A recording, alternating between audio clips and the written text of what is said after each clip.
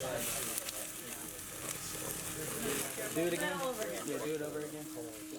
We both love to grill. We used to grill about 3 nights a week, cooking things from whole chicken, spatchcock back when we were 20 years old.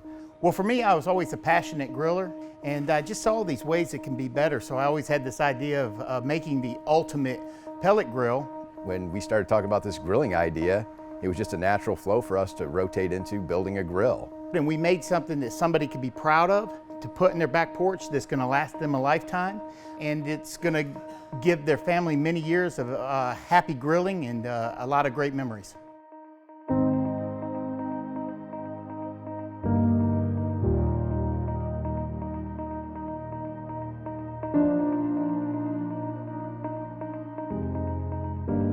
My REC TEC story began 18 years before REC TEC ever started, when I met a guy named Ray Carnes. Ron has been an incredible partner for me throughout the beginning. We make a good team because he is very strong, and together we have grown REC TEC because of that team.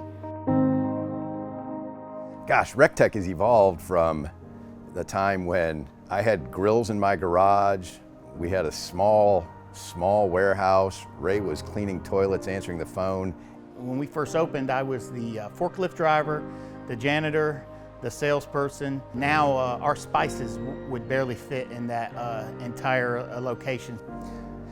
You know, what makes REC TEC Grill special is our people and our commitment to the customer. So from anything from taking a call on a Sunday morning with a guy having an issue to that feeling of, you know what, I just helped that guy and he's gonna have a great meal today because I could help him out just by answering my phone. The funnest thing about REC TEC is the fact that every day we're going in and essentially we're talking about the things that people do on the weekends most of the time, and that's grilling and smoking meat. It's a very fun business, and we hear a lot of great stories and family stories and competition stories and things like that. So it's incredibly fun to be in this industry.